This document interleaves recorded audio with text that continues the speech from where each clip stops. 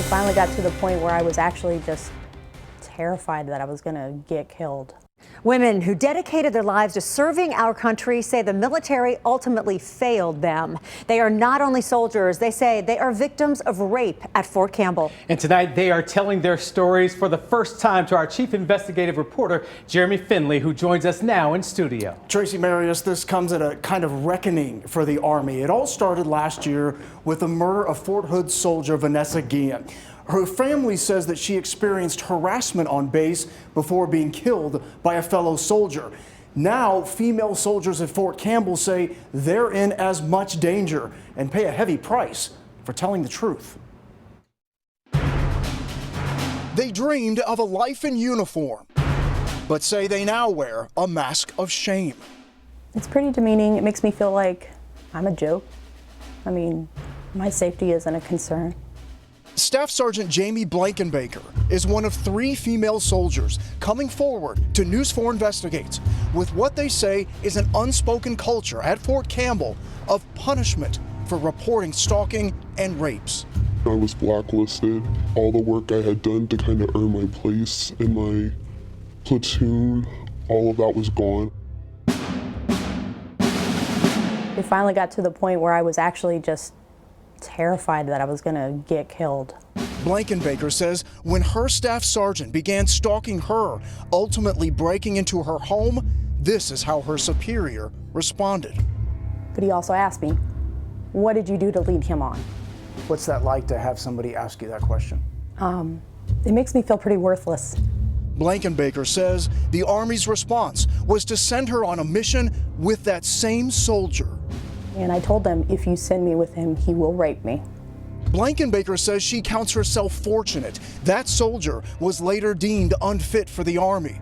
But it's a different story for these women. They say they were raped by fellow soldiers on base. He asked me if I felt like dying that day. Is going to be something that affects me for the rest of my life. It is possibly going to affect me being able to have children. But it's how they say the Army handled their claims that changed the course of their military careers. Blankenbaker, who is also a rape survivor, reported her stalking and went for help for PTSD and depression. As a result, she says she's being forced to medically retire this month. I'm being separated against my will. It's per the medical advice. This sergeant says after reporting being raped by 2 different soldiers, the military launched investigations. And in one case, her accused rapist remained in the platoon, and she was ordered not to return. I was the one told to stay home. I was the one separated from everybody. You just feel like a piece of trash that the Army has thrown away. Seeing what happened to these other women, this soldier never reported her rape. It became more beneficial to me to look after myself and not put myself on a blacklist. Is that the reality, that you simply feel like you can't risk coming forward? Yeah. These soldiers ultimately say if you report a rape, it's likely going to end your career in some way. And I wonder what you say to that. That's a tough question to comment on, Jeremy. Penny Geetson is the manager of Fort Campbell's program designed to help military rape victims. All I can say is that when someone comes into our sharp office, we have so many victim advocates that are dedicated to assisting our soldiers. Is there a protection in place to make sure that they won't be ostracized once they come forward? Our command team takes any accusations of ostracism or retaliation, reprisal very seriously. And that is the first thing that we want to do, is address those fears.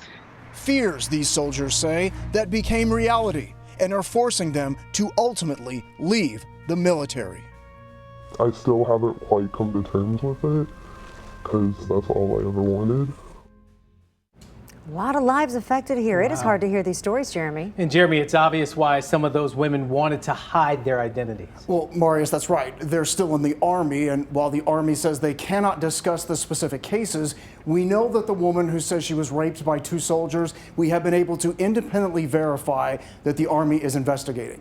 Now, knowing that this could all be a trigger for some people, especially for soldiers watching, we have all the resources you'll need if you need to talk to somebody. That is right now on our News 4 app. Tracy. Jeremy Finley tonight. Thank you.